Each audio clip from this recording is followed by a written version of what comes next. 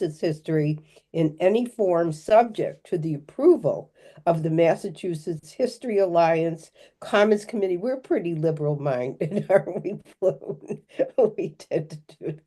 If you're interested in showing a film, presenting on a topic, trying out a talk or workshop, or showing your research, fill out a form.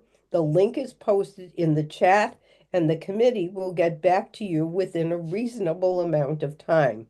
You'll be responsible for providing a PR language and an image, and we will schedule a Zoom meeting, send out the information via our usual channels, and provide you with a host to run the IT and open the program. The rest is up to you.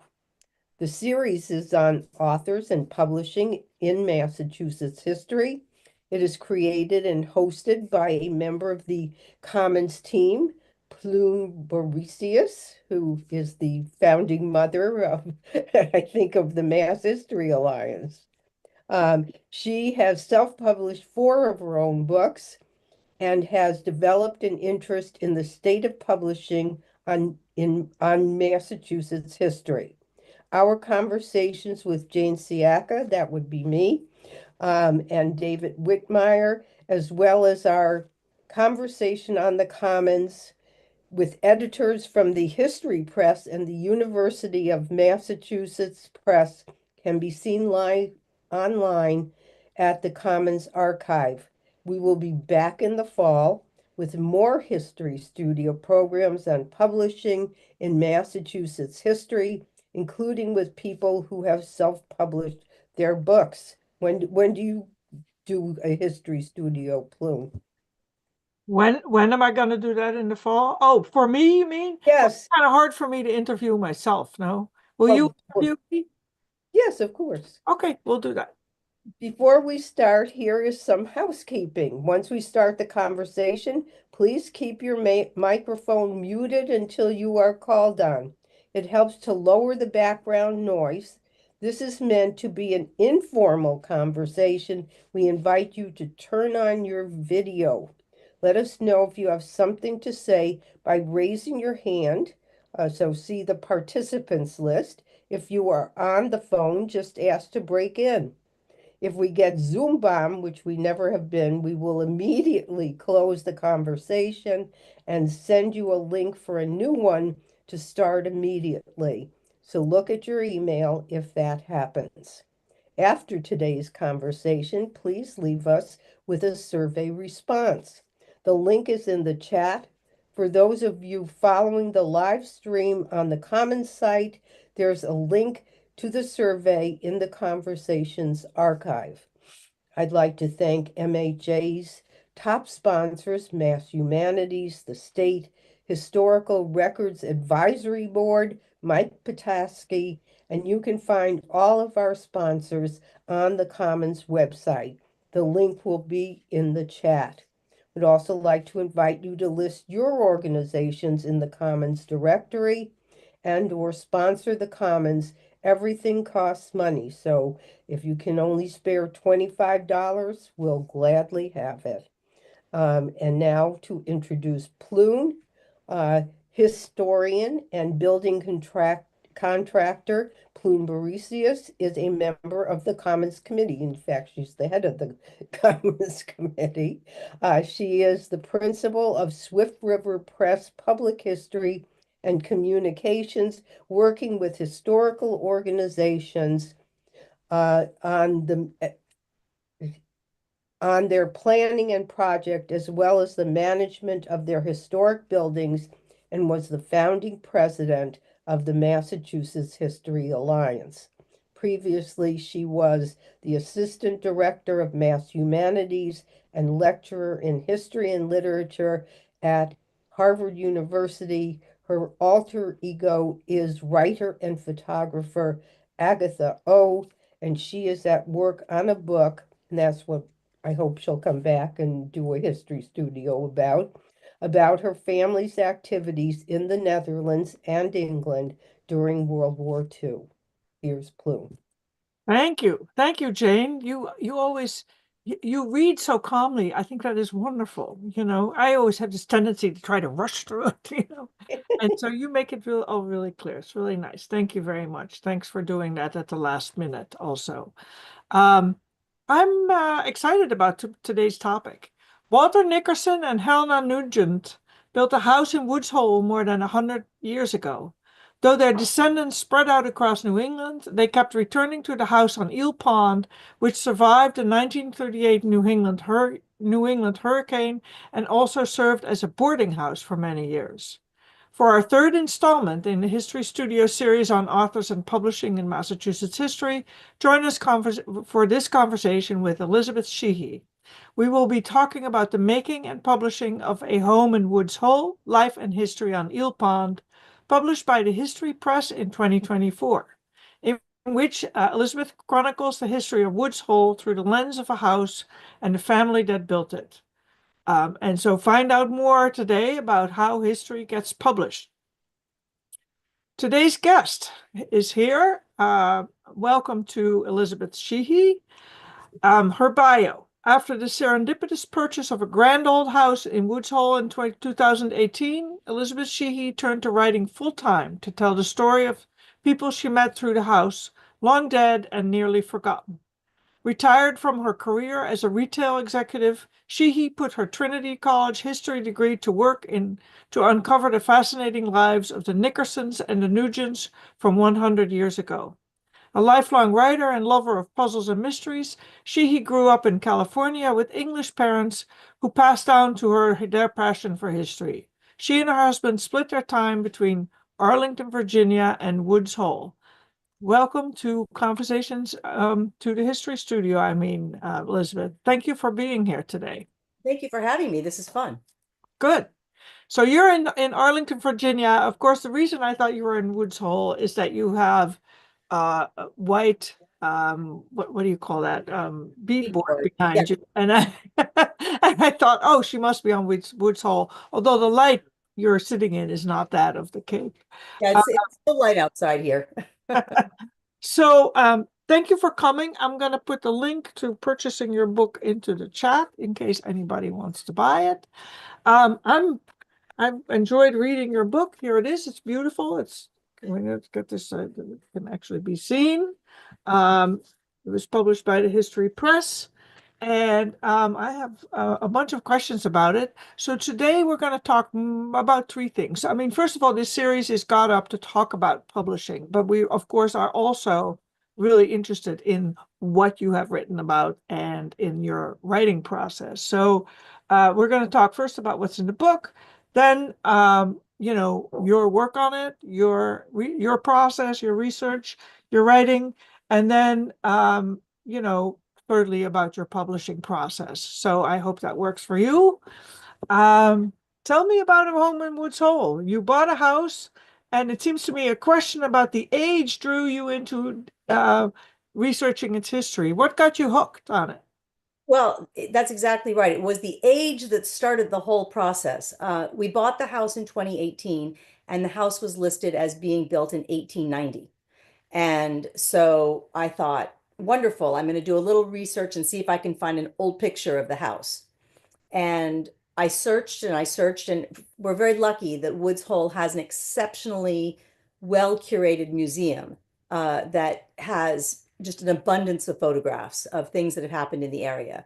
For anyone that doesn't know Woods Hole, it is a tiny little village. The population is 850 people year round. In the summertime, it swells to 3,500 people. So it really is tiny. And yet the museum and the resources available there are just incredible. I think there are something like 4,500 pictures available online. So that was really helpful to me. So we bought the house, built in 1890. I was so proud of that. And we went to the closing for the house, and the previous owners informed us that the house had been built in the 30s, or commented that the house had been built in the 30s. And I thought, that's a pretty big swing. So I set about trying to figure out when the house was actually built. And what was interesting is, as I'm sure many of you have experienced, a lot of history comes down, sort of oral history, and facts are just accepted. And so there was actually a book that stated that the house was built in the 30s. So I was a little dejected when I found that because I thought, that doesn't seem quite so impressive. Um, and then when I started doing the research, I realized that that information had come from the same source as our prior owners. And the history, the museum, accepted it because they didn't really have anything to dispute it. So I set about trying to find photographs of the house or maps of the house, and discovered indeed it was not built in 1890 because I found a map from 1895, a photograph also, and there was no house. So Mm, I knew that the information on the real estate pages was wrong. Um, but then I also knew that the house, I found out through very serendipitous means that the house was indeed there in the 30s and was old at that point. I mean, it wasn't a brand new house. So I was able to go through, and with research through the museum and photographs and maps, I was able to constantly lop off a few years. And then finally, literally 3 weeks after I quit my full-time job, and went into full-time research and writing, I found a newspaper article that said that the house was built in 1917. It was finished in 1917, built in 1916, finished in 1917. And that was really exciting, but that took me almost 5 years to come to that little nugget of information. wow. Yeah. 2022. So I guess 4 years, 2022.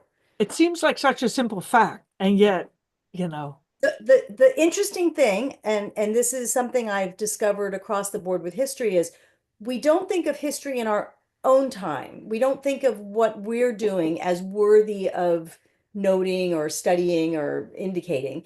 In Falmouth, there was a huge building boom at the end of the 19th century. And so any house where there wasn't a very specific documentation, they called it built in 1890.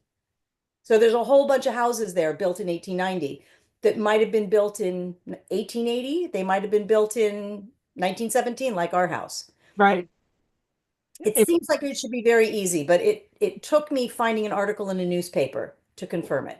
ah, that's really that's really cool. It in my town, the fallback date is 1790, and Oh, that turned well because we have a huge. I live in rural Western Mass, and we have a huge percentage of old houses versus new houses. And my neighbor found that he thought that his house had been built in 1790 because the first house on the site had been built in 1790. But then he found that his house was from 1836 or something like oh, that. is that all?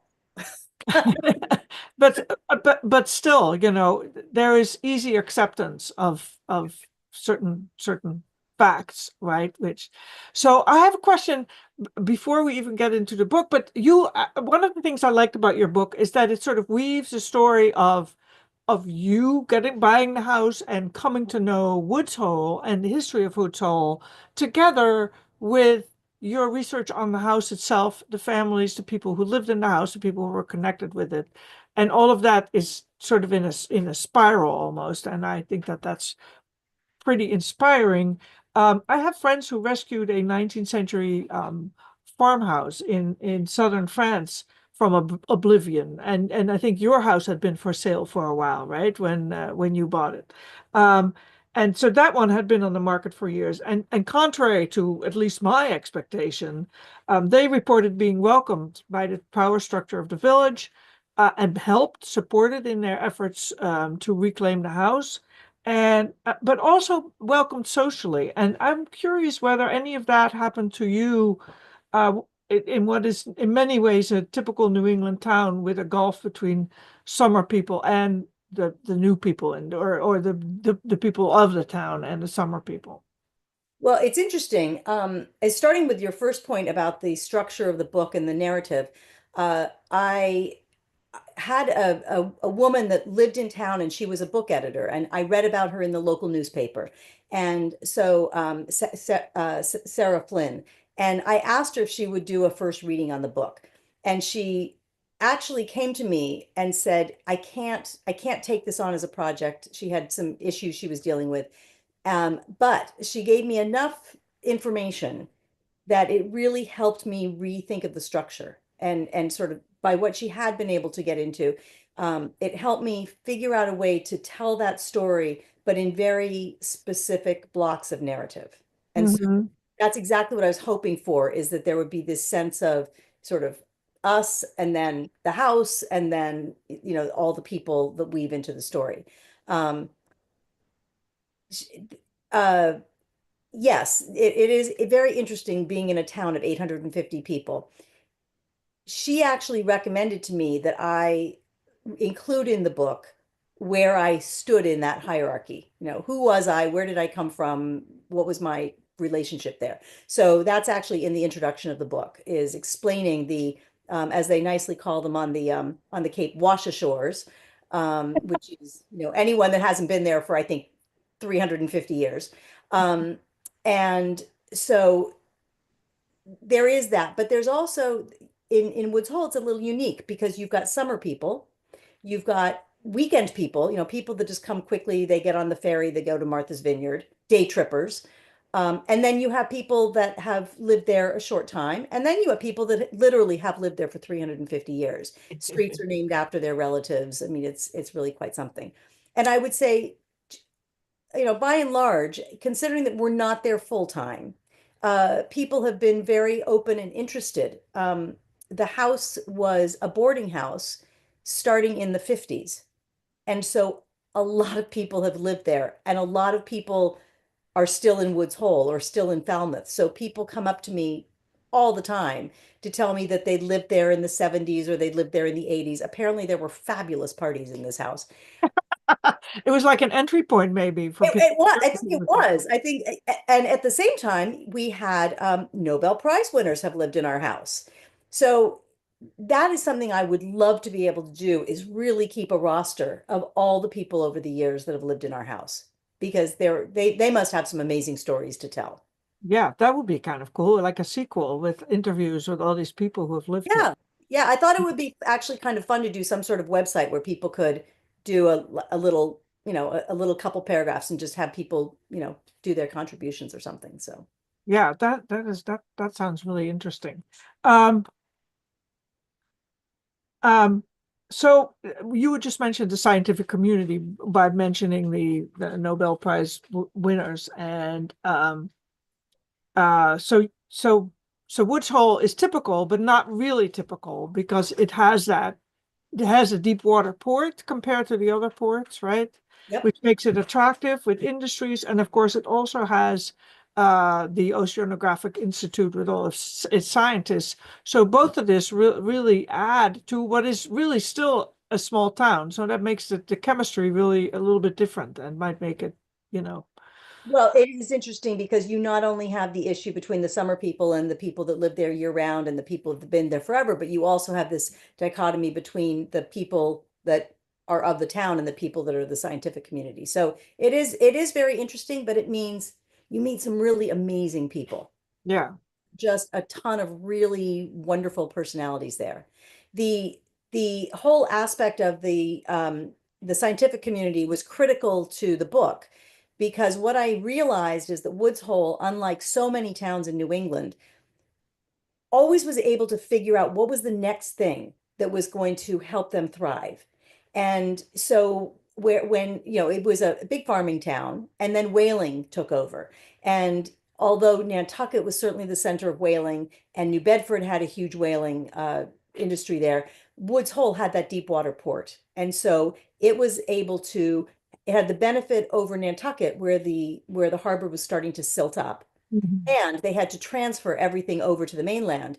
Woods Hole had the benefit of being on the mainland already, and eventually ended up with a railroad, which didn't so much help the whaling, but it helped future industry.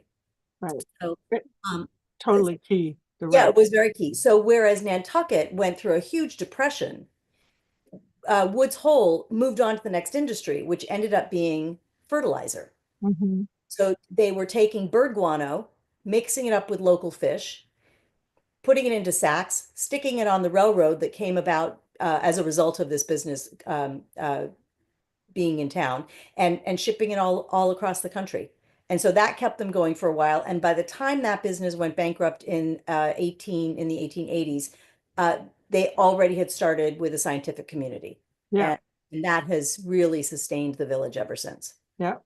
And so allowed it to be a village, and yet with all of this diversity, and I, really interesting, I which believe that which is in some way what created your house, would you say? uh yes. Now what's interesting about our house is our house was built by a ninth generation Cape Codder. Right, And his business or whatever didn't really so much come from any of those industries. He was a mailman. right. And although I had been led to believe he was a sea captain, he indeed was actually a mailman. And I he married a first generation Irish immigrant. Her family had come over and had settled in Clinton, Massachusetts.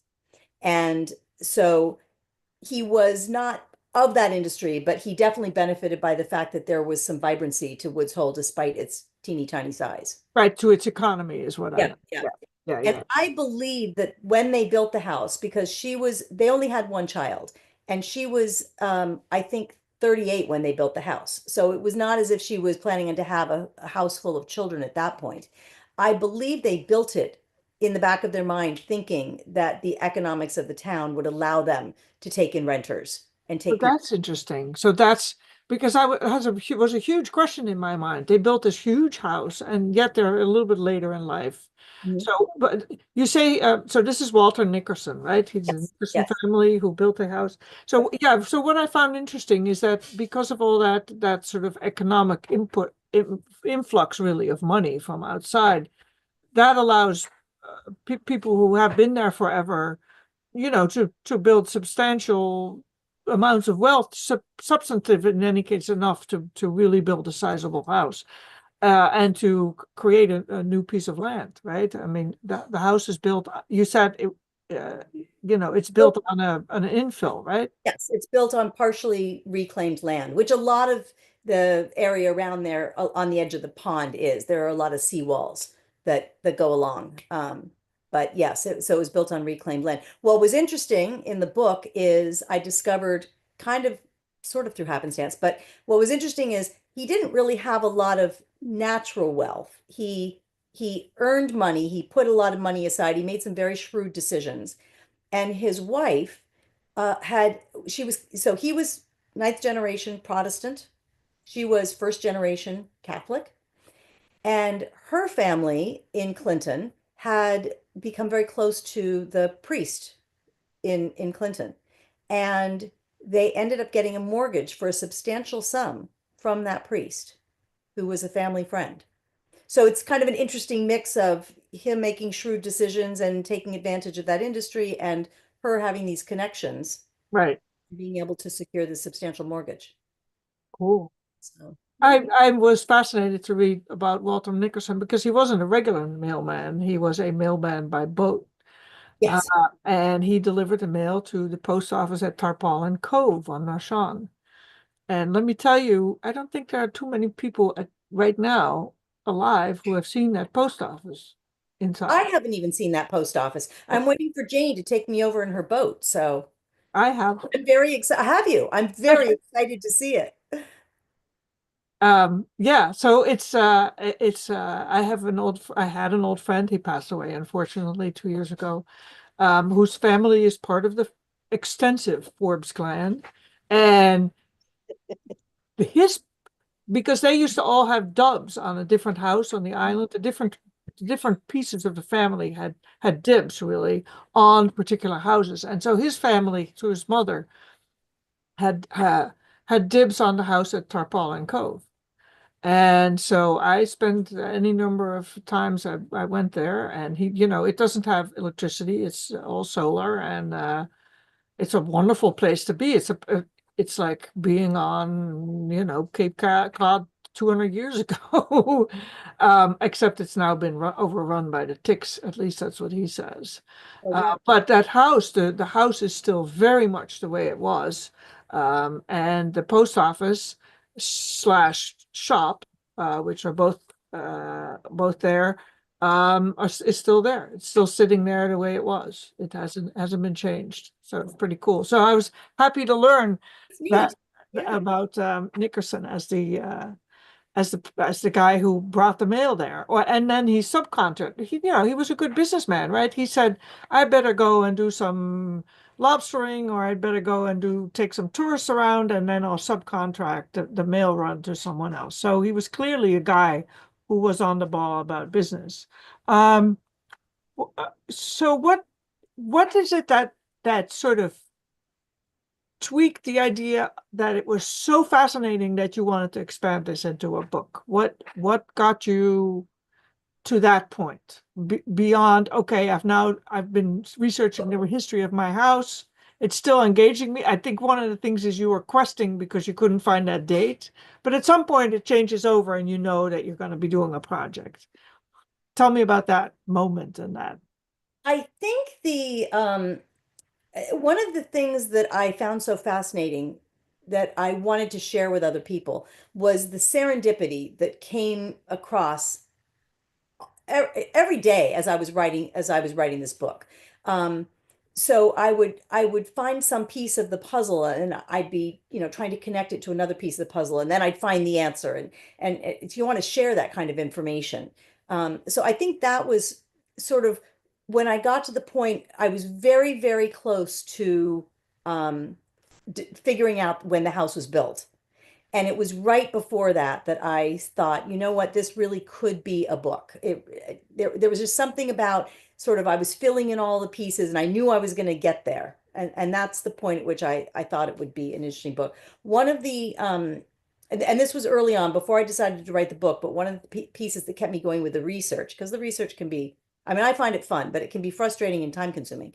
Um, when we bought the house in 2018, my mother-in-law moved in. So the house is it's still a boarding house. It still has 5 apartments, and she moved into one of the apartments from Natick. And she was sitting talking on the phone to a friend of hers, and she turns to me and said, "Who did you buy the house from?" And I said, "The Ruslanskis." And the Ruslanskis are still in town. They're still, I see Bill every time I'm in town. So I said the Ruslanskis, and she said Ruslanskis on the phone and no recognition. I said, well, that's a very strange question. Why are you asking me that question?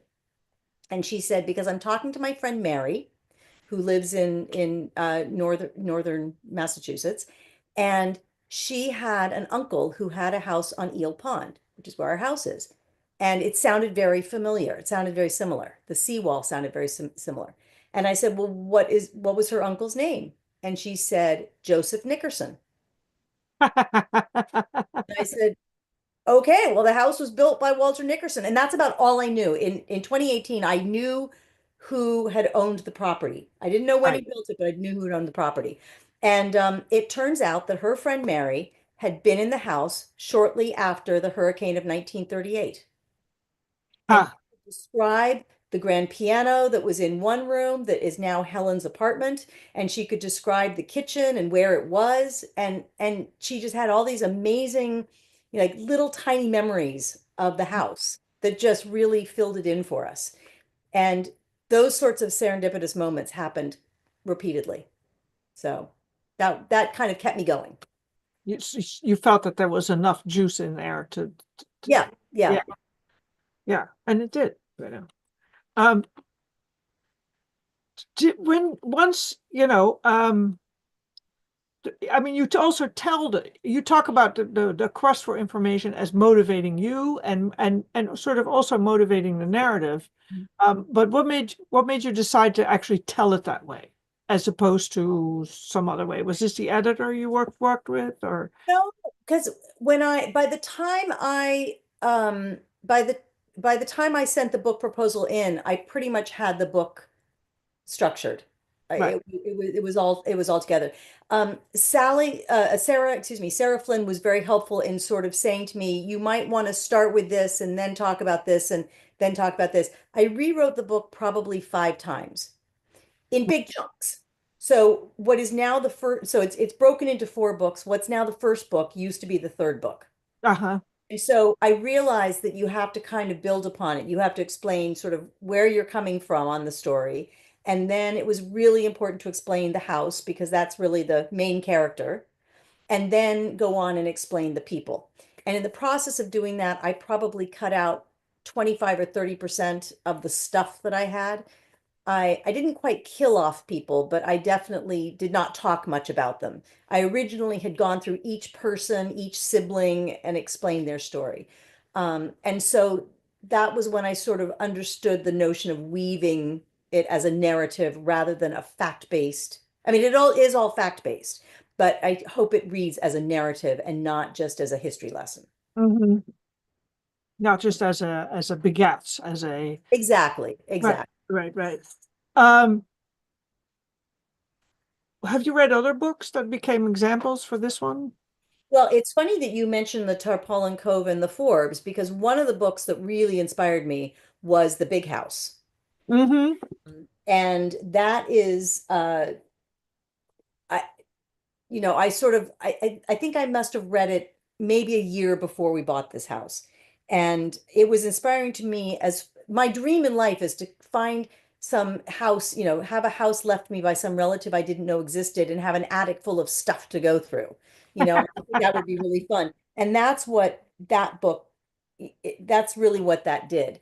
And it turns out that George Colt, who wrote the book, his cousin lives next door to me in Woods Hole. See? I mean, it's just one more thing. And so, of course, they're both Forbeses. And so in the big house, it told the story of the barn wall and the family trees and all of that. And that also inspired me as I was going through and learning the family trees of these people that I was not related to. I have an entire ancestry site devoted to people that I am not even related to. Right. So weird. So that was one. And then the other book that inspired me, which I would say is incredibly well researched. One of my favorite books is called Sudden Sea. And that is it's a little bit more of historical, I wouldn't say fiction. It's like narrative, it's a little more narrative than I wanted it to be. So, I didn't want she ran down the hill in her blue dress kind of thing. And Sudden Sea has a little bit of that. There are definitely some things in it that the author couldn't exactly know, but it tells the tale of the 3 days surrounding the hurricane of 1938. Mm. And it mostly focuses on Rhode Island. There's a little bit of mention of basically they made it sound like Woods Hole a breeze blew through, which is not the case. I mean, there was 5 feet of water on top of the road next to our house. So there was water lapping all the way into the house. But that, if you haven't read that by R.A. Scotty, that is an unbelievable book. It's terrifying. I try not to read it until hurricane season's over. I've read it several times. Um, but but that inspired me that the narrative was as important as That's all the facts in it. Yeah. yeah. And to be able to leave some facts out. That's Yes, often yes. And she really focused on a handful of people, and they were not the important people. They were not the people living in the big house. They were ordinary people. right. Again, granted, the house is very large in Woods Hole, but the people that lived in it were extraordinarily ordinary. They were just your typical ninth generation family that had just been surviving all those years. Right. Right. And our house is not even recognized as being terribly important because it's not built in 1790, Right. It's so the comparison, right? I mean, all comparison. yours would be an old house in a different context, and Exactly, it, exactly. you know, and here it is not. But it has that. You said something about I can't remember exactly what that was, but that you said that you think it got damaged in a later hurricane, right? The story was, and again, this came down. So for the last 70 years, people have been telling the story that the house is a little off kilter. I think it's a nice way to put it. In my mother-in-law's apartment, if you drop a marble in one end of the living room, it just shoots down to the other end. And when we were fixing it up for her, we had to actually remove the windows and straighten them up so they're actually not parallel to the floor Right. because I knew she'd get seasick otherwise because the windows were so crooked. Um, so we'd always been told that was because of the hurricane of 1938. I don't believe that's actually the case because there didn't seem to be any mention of major damage. But after a later hurricane, after the double whammy of Edna and Carol, I believe that the not the fill was really good, but the house is built on half fill and half peat moss bog. So I think that that just condensed in the course of the double whammy hurricane because there was water on the street, 5 feet high over the street for weeks. Right. And of course it is they're all tidal areas that have seen repeated water over the years. Our basement is a tidal area. So when we have a king tide, there's you can see the current in the water that leaks into the basement. Right. Yes. Right. And that's going to get worse, I Yeah. guess. Yeah. So Well, is your the good news is we have Woods Hole Oceanographic Institute, who's going to let us know moment by moment how bad it's going to get. We have a Yeah, whole website devoted to how much flooding there will be on our street. right. There's not it's not like you can stick your head in the sand with them for a neighbor, I Nope. guess. Nope. Um, did you have any advice or mantra that helped you in getting it done, but when you were really trying to finish? Um, I would say my mantra was go at it step by step. So the writing process, I wrote the first draft, and as everyone always says, first draft is terrible. And then I started from scratch at the very beginning, and I worked my way through. And I think the first draft took me 6 months. And some of it I had already written in little paragraphs here and there, but it took me about 6 months. And then the next go through took me about 3 weeks. And then each successive time, because I was moving things around, and for the most part, I was deleting, it got faster and faster. But you can't fix everything at the same time. So I was first fixing the flow. And then I was fixing some of the, made sure I double checked all the facts. And then I went through and I did it step by step. And when I started doing the publishing process, I continued that. The publisher made it very easy to do that. So first I do the typos, and then I do the bibliography, and then I do the photo, so it was very easy to do that. Otherwise it becomes overwhelming. So And you gave yourself steps. You gave yourself steps to do. yes, yes, yes. Right, And the publisher again was very helpful in that as well. right, right. Yeah. Um, did you see any obstacle? Was there ever a moment, and this is before you started publishing, was there ever a moment when you thought, okay, I'm going to stop doing this, forget it, there's huge obstacles here, I'm not doing it? I don't think it made me want to stop, but the one obstacle I came up with, which you would have read about in the story. I originally thought I was going to write a book called Who is Dorothy?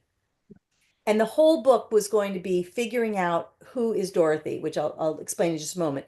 Uh, as I never did figure out who Dorothy was, I really couldn't write that book. And so a lot of pieces in that search I actually took out of the book because I didn't want to spend a lot of time on it when I didn't have the answer at the end. So the reason I wanted to call it Who is Dorothy is I was doing a lot of research on ancestry, and I discovered in the 1940 census that Joseph, this uncle of my mother-in-law's friend, married a woman named Frances. They had one child named Joseph, and Joseph married I'm sorry, they had one child named Joseph, and they moved to Boston. They were living in Boston. And in 1940, they they I'm telling this incorrectly. I'm sorry. Joseph married Frances. They had no children. Sorry. Joseph was an only child. So Joseph and Frances had no children. And in 1940, I pulled up a census, and it was Joseph and Frances living in Boston. It was very clearly them. All the information matched. And I went in to print it. And when I printed the page, it gave me what was on the next page that I hadn't even bothered to look at of the census. And it was Dorothy Nickerson, age 14, daughter. Now, I knew they had no children. I knew that from specifically this family member that we met. Um, and I couldn't figure out who Dorothy was. So I did a whole lot of research on trying to figure out who she was, and I found Dorothy at age 4, 10 years earlier, ward of the state, Massachusetts, everything tied together perfectly. And I thought, was she an illegitimate child? How did all this happen? And then I started tracing her, and I found her actual family. And it Mhm. wasn't Dorothy related to my Nickersons. I have no idea to this day who this Dorothy Nickerson is. that showed up on one census, but very clearly there. And so I'm still looking for her. So I'm hoping someone will read the book and they'll be able to tell me who she is. And they're not a child who was stuck in an institution because she was. No, and the child that was stuck in the institution, I actually was able to follow through. I Yeah, followed her all the way through her life. I've spoken to her sons, so I know who she is. She's a legitimate person and right. is not in any way related to my people. Hmm. Well, she is. She's related, but generations back. Right, right, right. So Interesting. yeah, so that was my big roadblock, and so I'm disappointed because I think it would have been a really interesting twist to the story, Yeah. but I'm still looking. So it's not like the Kennedy's daughter. The Kennedys had a daughter they hid away too, right? Yeah, no, I thought that's what I was assuming.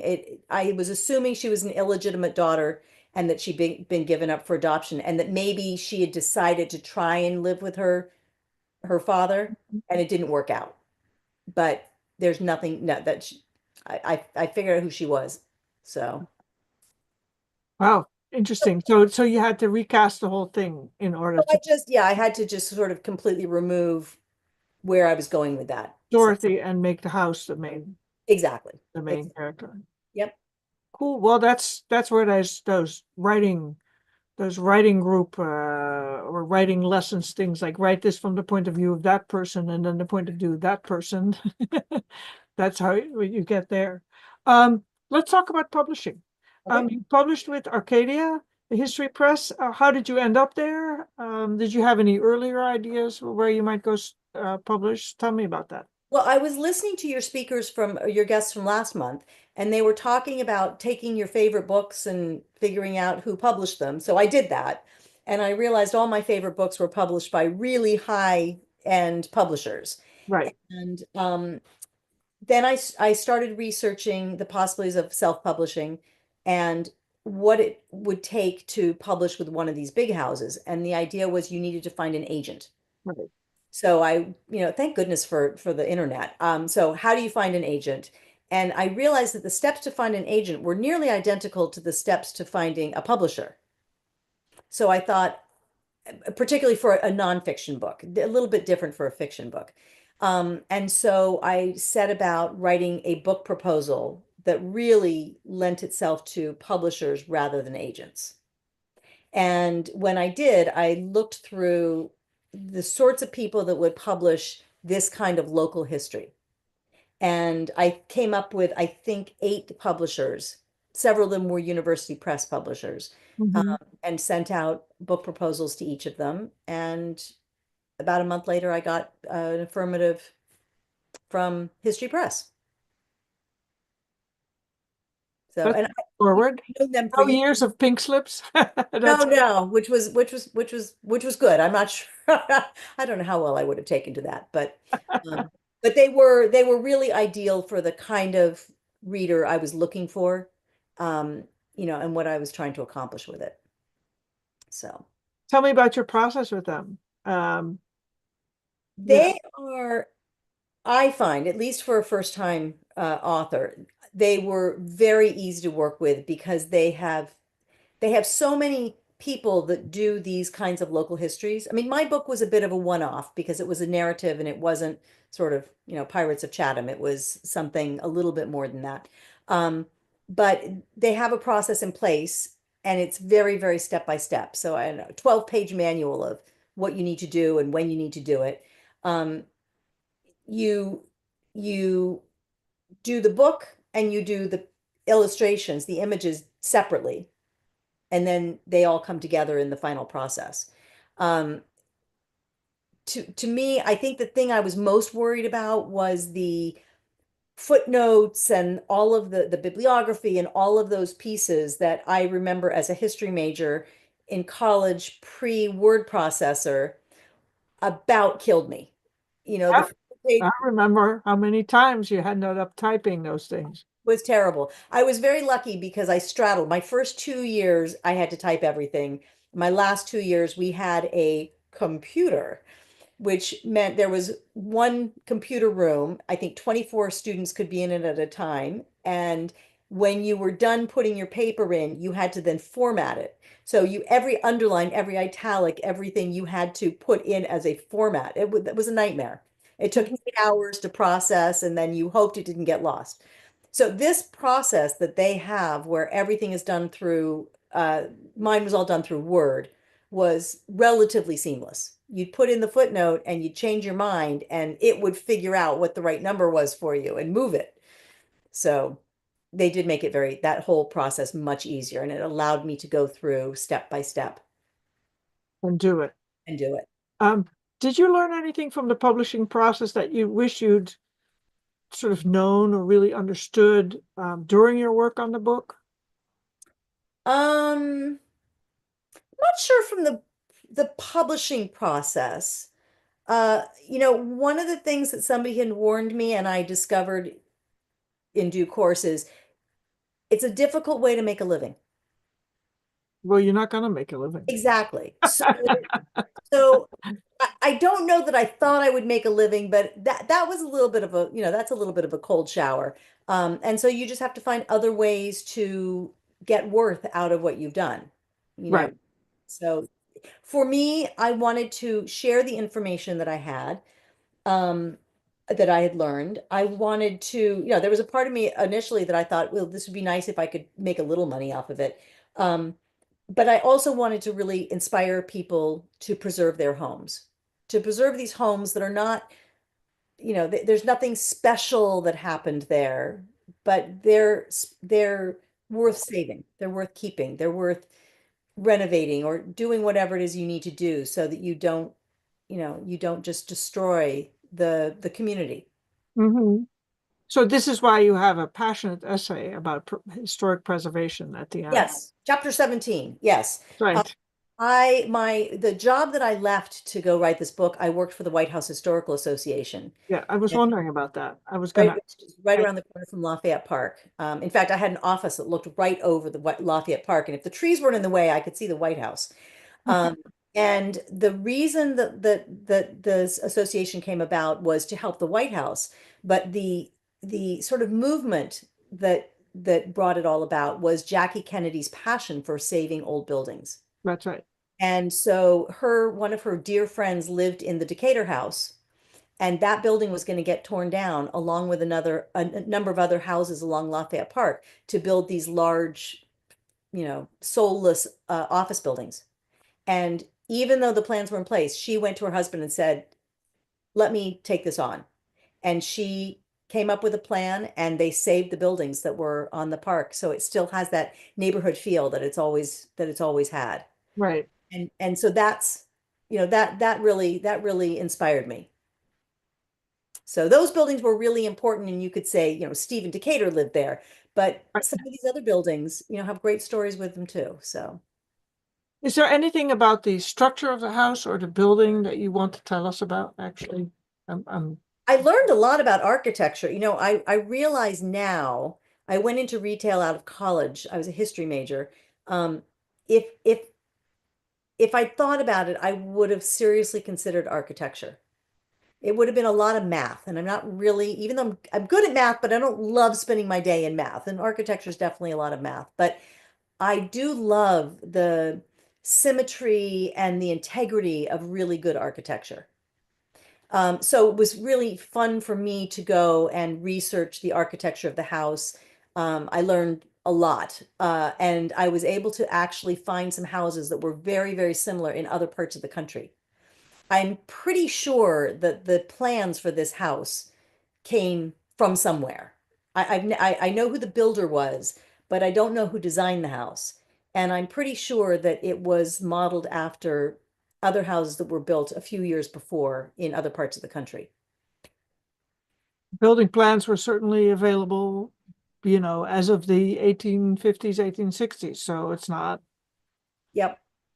definitely not unthinkable that a builder, especially if you're building a large house, uh, a a builder who is like I am, a contractor who can build a house, a residential house, probably didn't really need plans unless it was going to be, of a more complex structure or larger or something like that. That I'm would, using the word plans very loosely. yes, I understand. Inspiration, I think maybe would be a better word. So what's interesting with the house is, I told you that I knew who had acquired the land.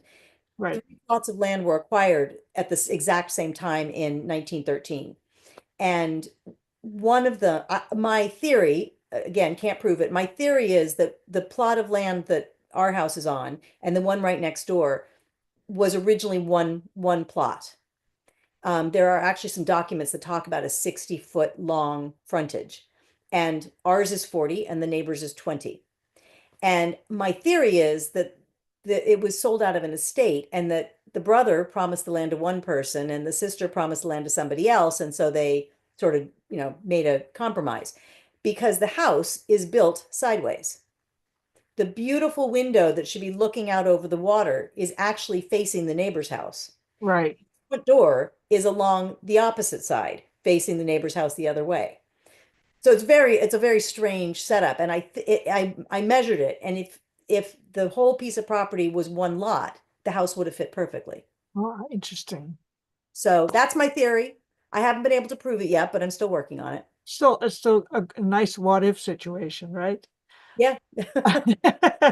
I I have a series of standard questions that I want to that I ask every author just so that somebody who goes back and wants to learn something about the process of publishing can just go to the end of each of these conversations and uh, simply will get bum, bum, bum, bum, bum. So before I start asking you that series of questions, is there something you would like to talk about your book that I have not, that we haven't talked about at all, that you do want to tell us? Um, no, I do highly encourage anyone. I know a few people were saying that they were interested in writing a book, and I do highly encourage people um, to take on that task. Uh, it's very daunting at first, but again, I think when you take it a little bit at a time, and when you start with an outline, then it's a very doable process. And it motivates you to go a little deeper and really secure those facts. And I found that very satisfying. I am a puzzle person by nature, and I like to find out the how and the why of things. And I hit a lot of dead ends, but I learned from every dead end. And every dead end was interesting, and so the only trick is at some point you have to cut yourself off and say, I'm going down a rabbit hole. And Yes, very interesting, but it's not going to help the end right. results. What comes next is also really interesting, but it's not really Exactly. this story. That's interesting that you tell me you're writing from an outline. I told you I'm working on a book about my family during World War II. It's like the crazy and horrible adventures, but there was a hole in the middle. Like I have very scant information, and I decided I would do a little research, and then I was going to write one of these, partially imagined history books, even though I don't think that that's my strong suit, writing the imagined part. But in the middle of it, there's a hole. I just didn't know anything. This is about uh, Jewish people hidden in my family's house Mhm. during World War II, and I mean, I knew them, but I didn't know really anything else about them. And they had died just like almost everybody else. And I wasn't sure. And it was only when I just really was working on the book that I realized that I could ask one person for a connection. Lo and behold, I found somebody who had written a diary. I mean, it's just amazing. It's not a diary that was written by one of my people, but very close enough so that I Yeah, could. yeah. And it's just amazing. I the things that start happening when you seriously start tackling a subject, even in what just happens in your brain, but also what happens in what you find is just um, uh, really amazing. Okay, let me ask you my standard questions, and then I'll see if there's anybody who wants to ask you some questions in addition to me. Um, Okay, this is about the History Press, right? And Arcadia, and then it's subgroup, the History Press. Were they hard to get in touch with or easy? No, they were I mean, everybody has a website, so it was very easy through their website. Right, but so were they hard to get in touch when you were in the process of publishing with them? Did Oh, they no, be responsive? no, they were very responsive. Okay, great. Do they have a vetting process and how do you go through it? Do they have a proposal form or? Yes, and it's fairly, I would say it's fairly structured, which makes it easy, and it's probably fairly typical. So it's things like, they want to know a general overview of the book. Um, and with a historic book, you don't have to have the book 100% complete before they will consider it. So you can still be kind of working on it. A novel, you have to basically submit a complete Mhm. uh, book. Um, so they ask the general storyline, and then what are some books that are like your book? Why is your book special? Who's the target audience? Things like that. But it's Mhm. very much laid out that this is kind of how you need to do it. So it doesn't leave a lot to. And did they provide you with clear guidelines? I think you already told me I had a 12-page manual. Yes, the manual. Yes. That's good. This is sort of a redundant question, but was there someone specific you could call or email with questions during the process? I'm sure I probably called all the wrong people, but they would get me in touch with the right people. So It's good. Mike Kinsella, who is the acquisitions guy, I probably sent him way more questions than I was supposed to be sending him, but he, steered me in the right direction. Right. Because he's supposed to pass you off to someone who works with you, probably. Did you have to edit your own manuscript or did they do that for you? The expectation is that they lightly edit. So the typos, if there's something really confusing, you put something in and you just haven't explained it properly, there will be some notes, but it's lightly edited.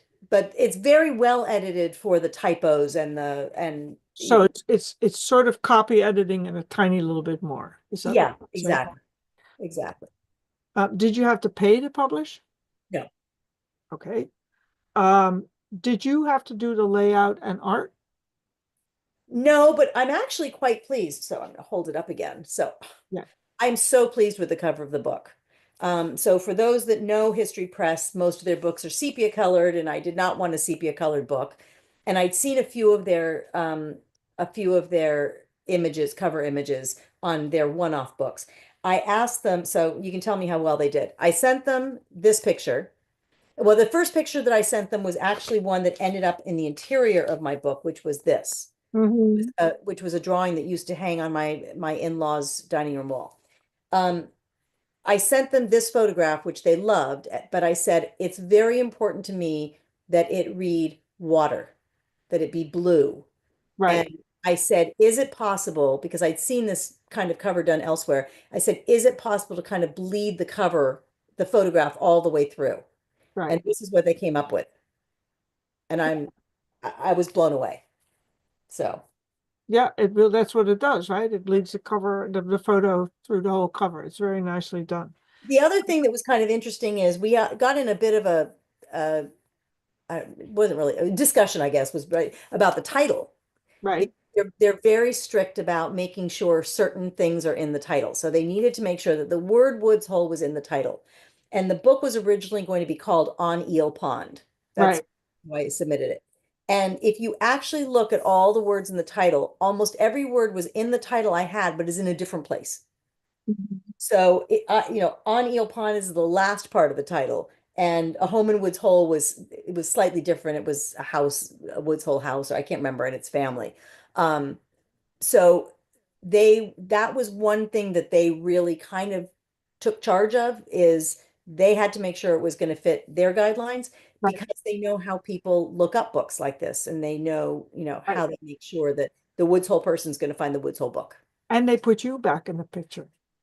They Uh, put you into that title. It's your home in Woods Hole. Yes, that's true. That's true. Anyway, so once we came up with it, it was like, of course, what else would you call the book? So I give him a lot of credit for that, because I was sort of being very stubborn. No, no, no, this book should be called On Eel Pond. Right. So, but you got the photographs together.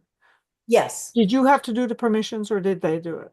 Um, the author has to do the permissions. They'll Mhm. help. with some if there's, if there's some difficulty or you need to do it. Fortunately, with most of these books, the pictures are really, really old.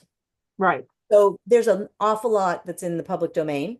That's right. And then the photographs that were in it, Colleen Herter and Sally Pacini at the White House Historical Association were fabulous. And Colleen actually did all of the transposing of the art. So I did, I guess I did have to pay for that. I mean, I donated to the museum for that. So I did have to provide the images. Uh-huh. And then you tell them this image goes with page with this material on page 218 or So what? as you're writing through, which is again why you have to kind of do it in order. So you Right. get everything in order. Um, you go through and as you get to the point in the book, approximately where you want the picture to be, you insert the image, and then they figure out pagination wise where it's Right, going to. right, right. That is what I meant. Yeah. Yeah, Very yeah. good. Which that's an art all unto itself. Yeah. Yeah. It's the part of layout, I guess. Tell me about PR. Who does what? How are you selling it? I would Who's say selling it? that the author does most of the PR. They're supportive. So I did a couple of events um, in Falmouth that they created some beautiful posters for. And so that was really helpful. And meet the author signs and things with, very nice graphics on it. They do the distribution. Uh, it's interesting because I published my book right at the end of the season. Right. So really, most places were starting to wind down. So it's going to be really interesting to see how aggressively the distribution is done when things start to open up. So most of the venue, like all the museums and things are all closed at the moment. Right. You're But they gonna try to do kind of a tour on Cape Cod this summer, or I'm going to be there as much as I can be. So I'm doing a book talk at Nobska Lighthouse, which is part of the book, Mhm. in a couple weeks. And then I'm going to be doing as many things as I can when I'm out there this summer. Good. I hope people flock to it and flock to your book. Excuse to Um, I have one final question. Who wrote the blurbs and the PR text? the blurbs on the back. Yeah, all the different blurbs. I The did. blurbs on Amazon and the blurbs Yeah, on. I did. So I think they might have lightly edited it, but for the most part, they ask you to write about the author and write a summary blurb and what would you like on the back. So they asked me what I wanted on the back. They picked, um, I never would have picked this picture, but they decided that it was sort of the scientific community, and that was a good thing to be selling in Woods Hole. So, they're the history press specifically is looking at real microcosms of customers. So, you're selling to this very sort of finite audience in their mind. I'm hoping that people that have never been to Cape Cod will enjoy the book because it's really as much about the history of America as it is about this one little village. Right. And yeah, because you talk a lot about the family as becoming far-flung, and you talk a lot about the economics of family life and how people, oh, look, I have an animal in my background. I love it. Hello there. Presenting us with his best side. He's looking pretty sleepy. Um, all right. I really enjoyed talking to you. I want to open it up in case anybody has questions, although it is that kind of part of the evening and people have turned off their video. Is there anybody, Sally, do you have any questions? You were talking about writing. Um, oh, Sally, your sound is off. Always. But I was just saying, no, I don't at this time, but I really enjoyed that and appreciated everything that you shared. It's gives a lot to think about. So, So will your book be about Sudbury Valley? no, I was thinking of my home from Connecticut. So, Oh, okay. Where's yeah. that? Outside of Hartford and Avon. I know Avon well. I went to Trinity College. Oh And my gosh, that's I worked at G Fox, may it rest in peace. real. Oh, very nice. Okay. Terrific. So, Here. there's a lot to think about. Yeah, it's Hey, beautiful. It's a beautiful area. I Right. have Thank you. I Jay, have a question. okay, go ahead. Full disclosure, this is Elizabeth's sister. Elizabeth, given what you know now about just writing the book and about the whole publishing process, is there anything that you would do differently today, or that you would advise others to do? You've said a little bit about that, but The one thing I wish I had done, but the nice thing with History Press books is they're evergreen, so they don't go out of print. So I have lots of time to continue selling books. The one piece I would say I probably have not maximized is the online presence, the social media opportunities. Not my forte, but it is my daughter's forte, and so she has promised me that she is going to help me get myself up to speed on that. Because I do think that a lot of people in various parts of the country are able to make connections they couldn't make before through social media. So that would be. Yeah, and especially all the people who have come through Woods Hole's Oceanographic Institute, I would say. It's funny you say that. I have found in anyone that I tell about this book, 1 in 3 people have a connection or have been to Woods Hole. And it doesn't matter whether I'm just talking to people in California where I grew up, or if I'm talking to people that are here in Arlington, or doesn't matter. 1 in 3 people that I talk to have a connection to Woods Hole. It's a population of 850 people. That's amazing. Well, I mean, there's a lot, everybody who goes to Martha's Vineyard. And they're not all just people that took the ferry, but some of them are. But I am astounded. My daughter met a woman in California this past weekend. She was an author, and she was talking to her, and the woman said, "Oh, I spend a lot of time on Cape Cod. Have you ever heard of Woods Hole?" My daughter was like, "As a matter of fact, I have." So yes, I think that whole online presence of people that have connections to the Institute is definitely helpful, or NOAA, or fisheries, or any of the Right. many, Yeah, many. people who have come through there. Yeah. That brilliant question, Jacqueline. Thank you, you, Jacqueline. Elizabeth. So here's the big question. Are you planning another book? I am, but my next book is going to be a murder mystery. Oh, see, now you're going to go into that's a jump I've never been able to make into fiction. Well, I, it's I going to hope be it doesn't involve any family members. no, but not our family, not our family. So, So but that means that you have to start writing character. So, yes, well, I love murder mysteries. I'm in a murder mystery book club, so I think I've consumed about 50 murder mysteries in the course of the last few years. Uh, a friend of mine asked me to do some ancestry research for her because I do ancestry things now. And I'm researching her great grandmother that she was trying to figure out what had happened to her. And come to find out that the woman's husband had been murdered. mhm, And the murder had been all over the Washington Post. He actually lived in Washington, D.C. It had been all over the papers. And then suddenly it was declared a suicide, and all of the news went away. mhm.